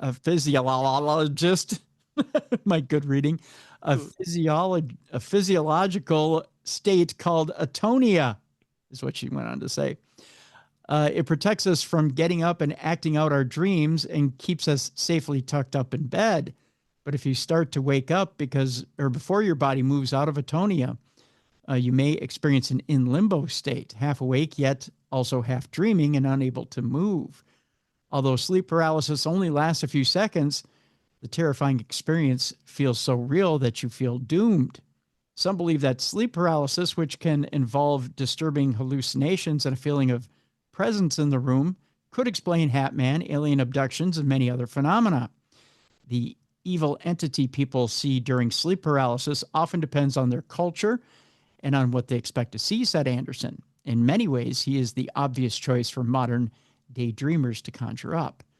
Okay, that explains maybe sleeping and coming out of sleep. Mm-hmm. Doesn't explain when you're on an investigation. Right, I was wide awake. Right, and it doesn't explain when you're wide awake and, you just happen to be in your home and you see it. Right? Mm-hmm. Exactly. Annie Wilder saw Hat Man many times in her home and wasn't sleeping. Right? Yeah. So, yeah. I don't know that I buy that. No, I don't. There's always a skeptical explanation when you put it in the right scenario. Yeah. There's always one in the crowd. That's right. All right. I had asked you about meditation earlier, Mel. Meditation and mindfulness may have a dark side that we don't often talk about, according to this article that was in sciencealert.com. Get ready to have them shit all over your meditation. Yeah. I feel like everything I do, there's always someone's always poo-pooing it. That's right. Since mindfulness is something you can practice at home for free, it often sounds like the perfect tonic for stress and mental health issues. Mindfulness is a type of Buddhist-based meditation in which you focus on being aware of what you're sensing, thinking, and feeling in the present moment. The first recorded evidence for this was found in India over 1,500 years ago. The Dharmatra, that's what it is, meditation scripture, I'll get it right, Buddhists, was written by a community of Buddhists, describes various practices, and includes reports of symptoms of depression and anxiety that can occur after meditation. It also details cognitive anomalies associated with episodes of psychosis, disassociation, and depersonalization when people feel the world is unreal. That's what that particular phenomenon means. In the past 8 years, there's been a surge of scientific research in this area. These studies show that adverse effects are not rare. In a 2022 study using a sample of 953 people in the U.S. who meditated regularly, it showed that over 10% of participants experienced adverse effects, which had a significant negative impact on their everyday life and lasted for at least 1 month. According to a review of over 40 years of research that was published in 2020, the most common adverse effects are anxiety and depression. These are followed by psychotic or delusional symptoms, including disassociation or depersonalization, and fear or terror. Research also found that adverse effects can happen to people without previous mental health problems, to those who have only had a moderate exposure to meditation, and they can lead to long-lasting symptoms. The Western world has also had evidence about these adverse effects for a long time. In 1976, Arnold Lazarus, who is a key figure in the cognitive behavioral science movement, said that meditation, when used indiscriminately, could induce serious psychiatric problems such as depression, agitation, and even schizophrenic decompensation. There is evidence that mindfulness can benefit people's well-being. The problem is that mindfulness coaches, videos, apps, and books rarely warn people about the potential adverse effects. Professor of Management and ordained Buddhist teacher Ronald Purser wrote in his 2023 book, Mindfulness, that mindfulness has become a kind of capitalist spirituality. In the U.S. alone, meditation is worth a reported $2.2 billion, and the senior figures in the mindfulness industry should be aware of the problems with meditation. John Kabat-Zinn, who is a key figure behind the mindfulness movement, admitted in a 2017 interview with The Guardian that 90% of the research into the positive impacts is subpar. In his foreword to the 2015 UK Mindfulness All-Party Parliamentary Report, John Kabat-Zinn suggests that mindfulness meditation can eventually transform who we are as human beings and individual citizens, as communities and societies, as nations, and as a species. This religious-like enthusiasm for the power of mindfulness to change not only individual people, but the course of humanity is common among advocates. Even many atheists and agnostics who practice mindfulness believe that this practice has the power to increase peace and compassion in the world. Media discussions of mindfulness has also been somewhat imbalanced. In 2015, the person who wrote this article's book with clinical psychologist Catherine Wickholm, Buddha Phil, included a chapter summarizing the research on meditation adverse effects. It was widely disseminated by the media, including a New Scientist article and a BBC Radio 4 documentary. But there was little media coverage in 2022 of the most expensive study in the history of meditation science, over $8 million funded by research charity The Wellcome Trust. The study tested more than 8,000 children aged 11 to 14 across 84 schools in the UK from 2016 to 2018. Its results showed that mindfulness failed to improve the mental well-being of children compared to a control group, and may even have had detrimental effects on those who were at risk of mental health problems. Is it ethical to sell mindfulness apps, teach people meditation classes, or even use mindfulness in a clinical practice without mentoring its adverse effects? Given the evidence of how varied and common these effects are, the answer should be no, it says in this article. And again, that's the opinion of this article. However, many meditation and mindfulness instructors believe that these practices can only do good and don't know about the potential for adverse effects. The most common account that the writer of this article heard from people who have suffered adverse meditation effects is that the teachers don't believe them. They usually are told to just keep meditating and it will go away. Research about how to safely practice meditation has only recently begun, which means there isn't yet clear advice to give people. There's a wider problem in that meditation deals with unusual states of consciousness, and we don't have psychological theories of mind to help us understand these states. They go on to say, but there are resources that people can use to learn the adverse effects. They include websites produced by meditators who experience serious adverse effects and academic handbooks with dedicated sections to the topic. In the US, there is a clinical service dedicated to people who have experienced acute and long-term problems, led by a mindfulness researcher. For now, if meditation is to be used as a well-being and therapeutic tool, the public needs to be informed about its potential for harm. I'm just going to throw my opinion out here. 10% is not a large percent. No. By any means, it's not. It's a little bit higher than what you would like a control group to be. You'd like a control group to be like between 3 and 5%. Or a failure part of a group to be between 3 and 5%.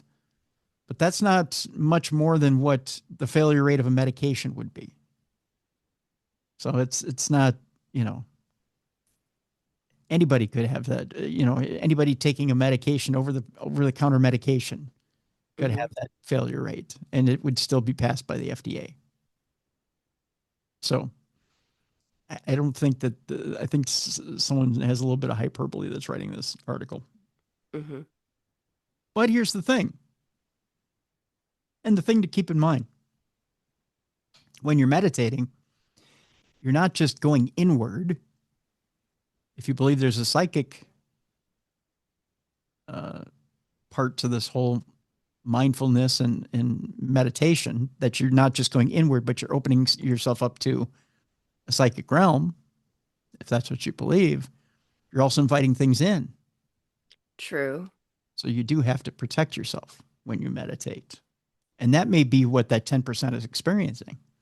Maybe they're experiencing a negative experience because they're not shielding themselves properly when they meditate.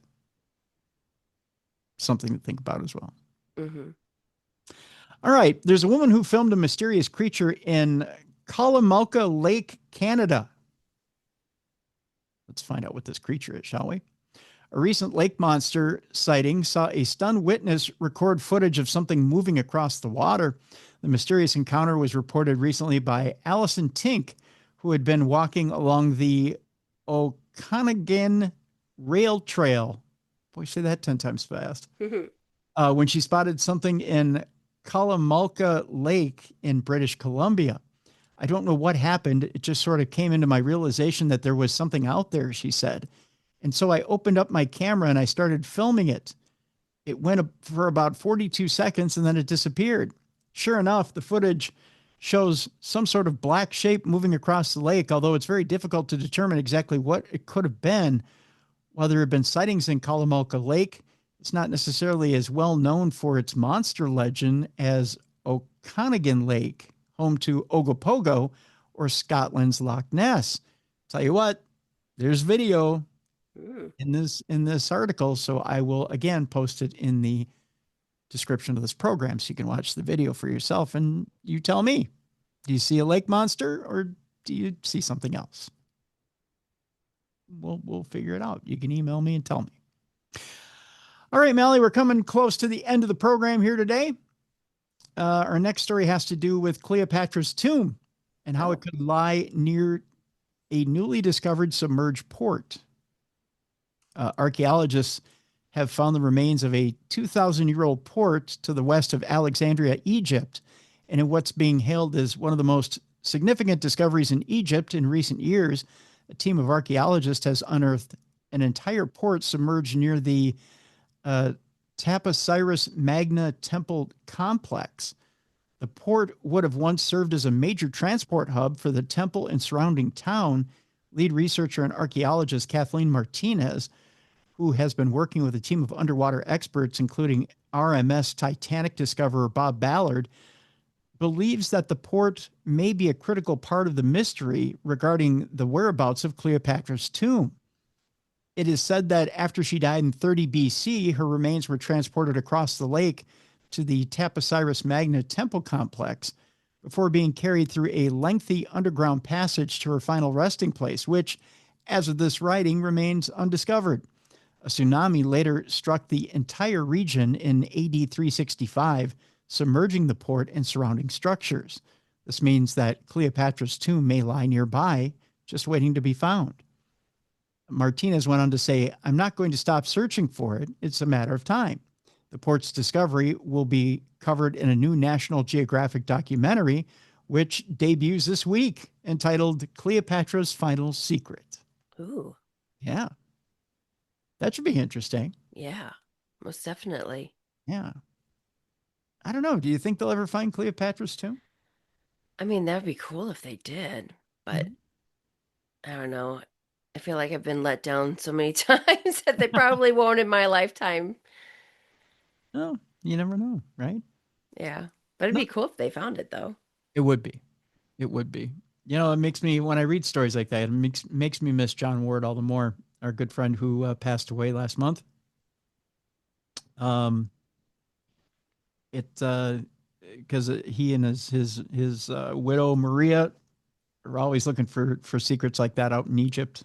But yeah, I think they will eventually. There's only so much desert, right? But why haven't they looked before, though? I think a lot With of all the technology we have. A lot of it has to do with the Egyptian Antiquities Department. They tend to put the kibosh on a lot of that. You know, they'll say, well, we don't want you to dig there. We don't want you to go there. We don't want you to do that. A lot of it is politics, the politics of Egypt, which can keep you from digging in certain places or going to certain places. It really isn't anything having to do with actually finding things, you know, or digging and finding things. A lot of it has to do with the politics of the government. So, but they'll find it eventually. They'll find it. I got an article from another one of our listeners about the oldest known evidence of human mummification discovered in Asia. This is kind of creepy. I'm going to show you this picture.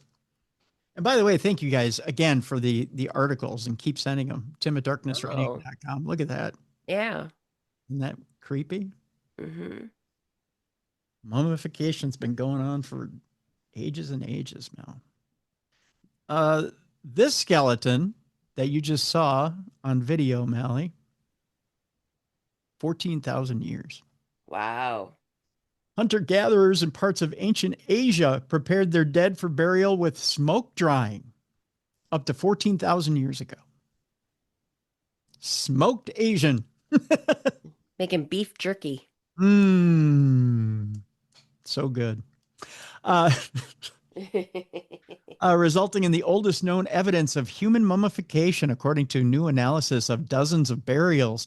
People around the world have long practiced mummifying or preserving organic remains using various techniques, including heat, smoke, salts, freeze drying. You're making it sound too good, right? And embalming. Well, that doesn't.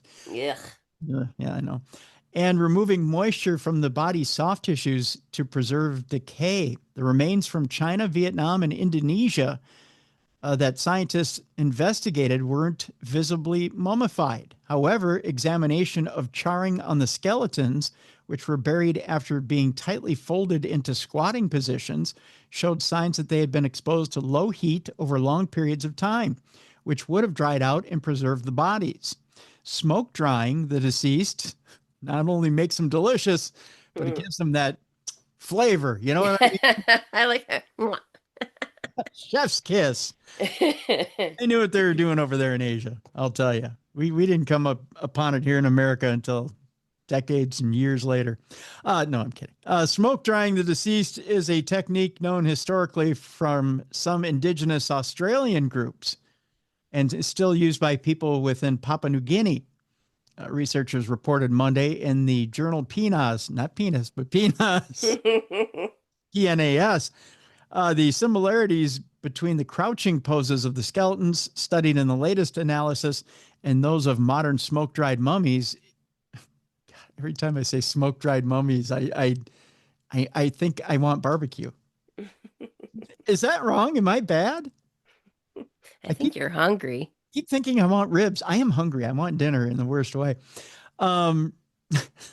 It's what led scientists to wonder whether the ancient crouching burials may have been smoke dried too. God, I want jelly bean and Julia so bad right now. I really do. Smoked prime rib is what I'm thinking of right now. You know how good their smoked prime rib is? Are they still open? Can you put in an order? No, I can't. No, Oh. that's a Friday thing. The smoked prime rib is a Friday thing, but it's so good. They do tequila berry salad. But the smoked prime rib is so good. I'm going over there Friday for dinner. Previously, the earliest examples of mummification had come from the Chinchorro culture in northern Chile, dating back around 7,000 years, in ancient Egypt around 4,500 years. The findings from Southeast Asia pushed back the timeline of humans using mummification to preserve their dead by thousands of years. 14,000, to be exact. According to lead study author Dr. Zhao Chung Hung. Dr. Hung. It's going to be my new gaming nomenclature. You can call me Dr. Hung. Hung like a church mouse. Senior research fellow at the Australian National University, Dr. Hung is. Can you imagine walking into your class and then introducing yourself as Dr. Hung? How many kids would snicker at that? I'm sure plenty. The whole class. We believe that the tradition reflects a timeless human impulse, the enduring hope from ancient times to the present that families and loved ones might remain together forever, whatever form that togetherness may take, Dr. Hung told CNN in an email. To which he signed, "Forever hugely yours, Dr. Hung." Oh, jeez. Yeah. Like he said, hugely yours. Hugely yours, Dr. Hung.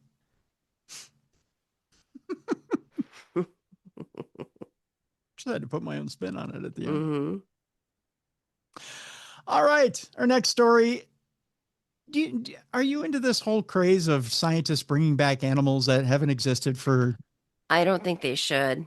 Thousands of millions of years? Yeah, I don't think they should. You got the furry mouse that's out now. It's supposed to be a woolly mammoth and, Yeah. Turns out that scientists are taking a pivotal step now in bringing back the extinct dodo bird. Oh, okay. Why? I don't know. It didn't survive the first time. I mean, it Yeah. probably ended up being, salted and fried by Colonel Sanders the first time. But Colossal Biosciences claims that it should be able to bring back the species within the next decade. Again, I can't wait for the dodo sandwich at KFC. I think it's going to be delicious, Mallie. Do you want extra crispy? Oh yeah, it's going to be like this big. It's probably going to be bigger than your head, right? The iconic flightless bird, which was once inhabited the island of, is it Mauritius? I'm not quite sure. I've never been there. I don't think there's a vacation spot there. I'll have to ask Maria over at Mysterious Adventures Tours if she's been there. Is perhaps the best known example of a species hunted to extinction by man, a creature that has since become synonymous with the idea that our activities on this planet can have dire consequences for other species. The first reported encounter with a dodo was by Dutch sailors in 1598, and by 1662, the species had been completely wiped out due to hunting and the destruction of its habitat. Now, through Texas-based de-extinction firm Colossal Biosciences, they've claimed that it has taken a pivotal step towards bringing that dodo back from the dead. On Wednesday, the firm reported that it had, for the first time, succeeded in growing pigeon primordial germ cells, the precursor cells to sperm and eggs, that the dodo was a type of pigeon, and so they believe they can bring it back from pigeon cells. Someone has too much time on their hands. Yeah. We still haven't cured cancer, but we can bring the dodo back. I know, right? Yeah. Let's take care of our humans first. The firm also claims to have developed gene-edited chickens that will act as surrogates. How would you like to be the chicken that has to push out a dodo? Oh, jeez. Poor chickens.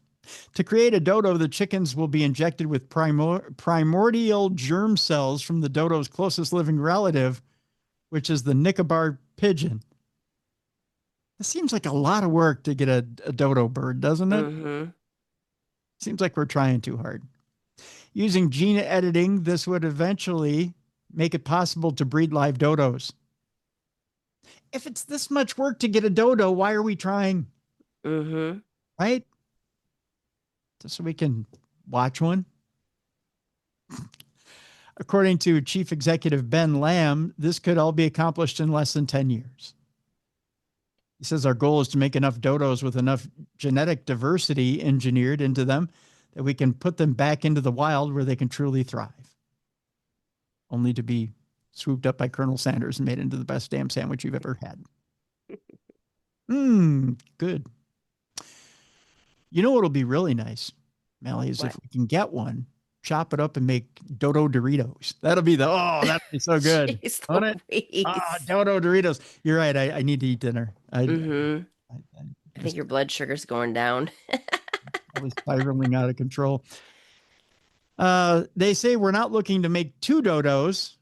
We're looking to make thousands. So yes, dodo Doritos. Look 10 years from now on a shelf near you, dodo Doritos.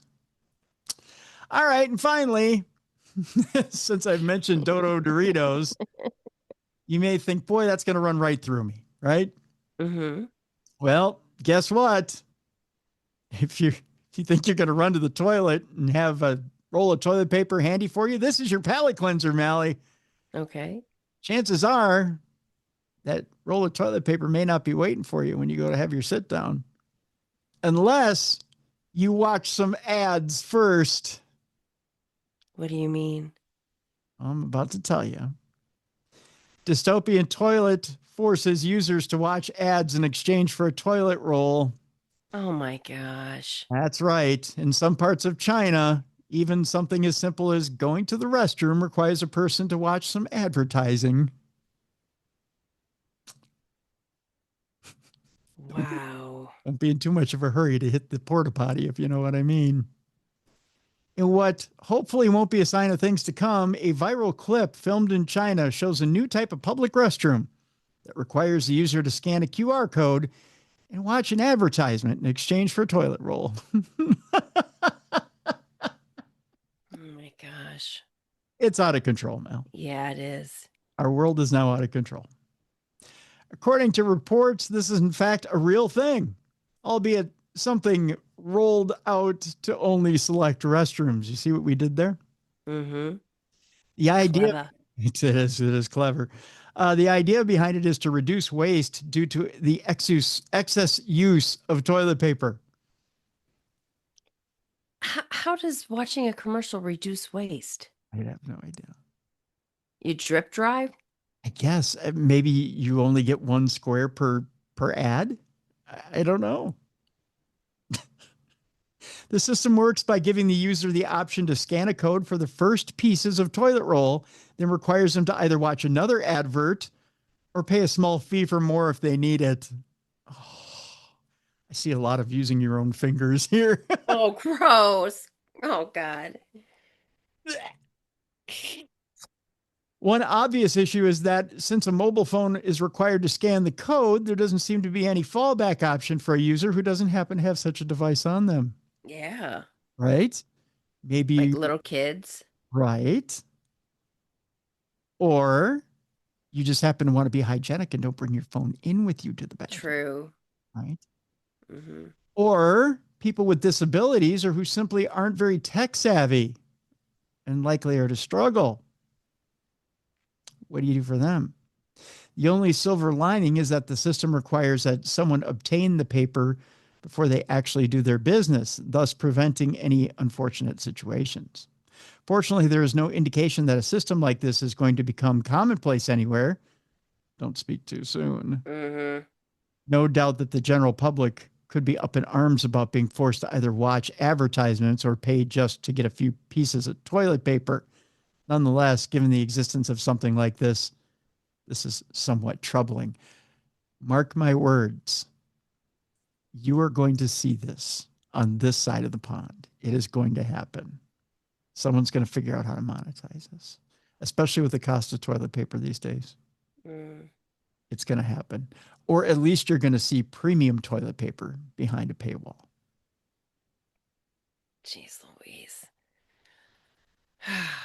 I already pay like extra not to have ads on Hulu and YouTube. I mean, it's like you wherever you go, you have to pay more money not to have ads. So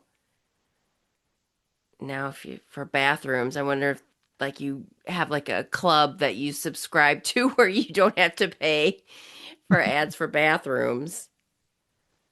I think it's the way of the world now, Mel. Good It's God. either ads or pay outright. Tell my kids, hold it. Hold it till we get home. Hold it till you get home. Wait till your eyeballs are floating. Mm-hmm. That's right. Or you just start carrying toilet paper with you wherever. Oh, that's true too. You know, I'm not ashamed to say it. I have a backpack in which I have a roll of toilet paper in it. Just in case. Mm-hmm. People may say, why? Mm-hmm. Because sometimes when you're in radio, you get caught in some studios where you need to, especially when you freelance, where you need to bring your own supplies. Oh.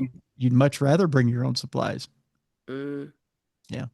So, because they like to use that 80 grit. Oh, the paper thin. Yeah. Yep. Mm. And I ain't down with that. So, not Gotcha. to get gross about stuff, but Right. yeah. So, yeah. So that'll do it for today. Got anything fun on your agenda, Mel? I've got cemetery walk coming on. I just did an investigation. We had some cool things happen. So now I have to go over evidence. But Wyandotte, Michigan is having a cemetery walk. Proceeds go to the museum. Check it out if you're around the area. So that's happening in October. But yeah, that's what I'm focusing on right now. Nice. Mm-hmm. All right. And of course, we can still see you on the Science Channel. So we'll Yep. link in the description of this program, so you guys can Mm-hmm. check out Mallie on the Science Channel. couple of reminders for you before we let you go today. One, if you're listening to this program, you're not watching this program, go to the YouTube channel, either the original Darkness Radio or darknessradioshow.com. Click on the description of this program, and then you should see the video along with the audio. If you don't, just give it a little bit of time. You'll see both populate on darknessradioshow.com. 2, maybe you don't have plans for Halloween. Maybe you'd like some plans for Halloween. Boy, do I have the perfect thing for you.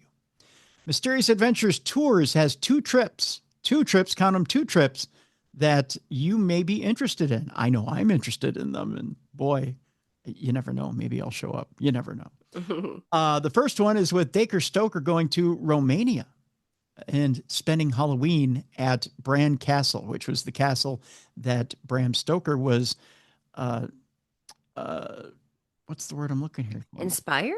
Yes, inspired by to make Dracula's castle in the novel Dracula.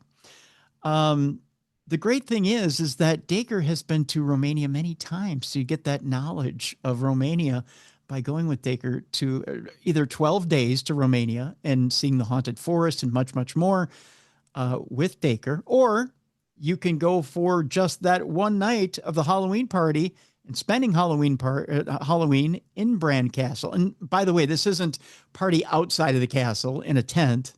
This is in Bran Castle. This is in the castle, having a huge dinner and dancing and much, much more in the castle on Halloween. It's a wonderful thing that Maria's put together with Mysterious Adventures Tours. The second trip that we're talking about is Ireland, Halloween in Ireland with Brian J. Cano, the place where it all started. 11 days Halloween ghost tour across Ireland with Brian, including the world famous Puka Festival. You'll be there with Brian on Halloween. So, man, folks, and also going to the Hellfire Club. I mean, come on. I mean, right? Mm-hmm. I mean, you're talking about 2 incredible trips over Halloween with 2 of the best in the paranormal. So I can't, how do you beat either one? Plus you can put one or both on a payment plan. So, I don't know how you don't take advantage of one or the other over Halloween. It's a once in a lifetime deal. You can put it on a payment plan, pay for it before and after you've gone on the trip. It's a wonderful opportunity, once in a lifetime opportunity. Take advantage of it right now. Go to darknessradioshow.com, click on the events page. We have a link for you to go to Mysterious Adventures Tours and take advantage of these tours right now, either with Brian or with Dacre. So go ahead and do that right now. And finally, tomorrow on the big program, boy, have we got a big program for you. We're going to talk about monsters. And not just any other monsters or cryptozoological monsters. We're not just talking Bigfoot. We're not just talking Sasquatch or Chupacabra or any of those monsters. Mal, if I said to you, we're talking about a bunny man tomorrow, would that seem weird to you? It wouldn't seem weird, but I don't think I've ever heard of the bunny man. Bunny man? Okay. Yeah. If I told you we were talking about different or strange lore and stories outside of cryptozoology that may, I don't know, catch your attention. I'll give you a little bit of a taste here as far as what those are here in just a second. I think you guys will be very interested in what we're doing tomorrow here. The book is an interesting one. Michael Dane Winkle is my guest tomorrow. And he's got a book out there that is incredibly fascinating. And he's got some stories out there that are incredibly fascinating that he's gathered over the years and research that he's gathered over the years for cryptids that you may or may not have heard of. And we're going to talk about that in the book that he's compiled tomorrow in the program in different cases, like the bunny man. I'll just leave it at that for tomorrow. So we'll have more with Michael Dane Winkle tomorrow. It's not Mothman. It isn't Bigfoot, but it's these odd cryptids that you've never heard of before. It's tomorrow on the program. It's going to be an interesting show. Yeah. Had an interesting time with Michael doing this show. Very interesting indeed. All right. And then coming up in September, or actually end of September, beginning of October and into October, we've got old friends coming back to the program with different interesting topics. And again, if there's topics that you want to hear and people you want to hear from, just drop me a line, tim@darknessradio.com. So that'll do it for today. For Mallie Fox, I'm Tim Dennis. Thank you so much, folks. And again, I want to thank you so much for continuing to follow the program, telling your friends about the program, even weighing in with reviews of the program, positive reviews of the program. We had a couple of great reviews of the program last week. We've been charting on different charts, huge reviews on charts. One chart had us number 3 in paranormal podcasts of 2025. Another chart had us at number 6 and overall in top 100 paranormal podcasts of 2025. Folks, things are moving and grooving here with Darkness Radio. We want to thank you, the audience, for being there for us and keeping us moving and grooving. We love being here for you. We love being here each and every week for you, and we'll continue to do so. And again, we love doing this job. That's for sure. We love being here for you, and we love presenting these topics for you. So for Mallie Fox, I'm Tim Dennis. Thank you so much for tuning in today for Supernatural News, and each and every day for the best in paranormal podcasting. This is Darkness Radio. For more audio and video archives of the show, intriguing content, fun events, and cool swag, check out darknessradioshow.com. The executive producer of Darkness Radio is Troy Palmer. If you enjoyed today's program, make sure you like and subscribe. Thank you for watching. And be sure to tune in tomorrow for Beasts Beyond Belief with Michael D. Winkle.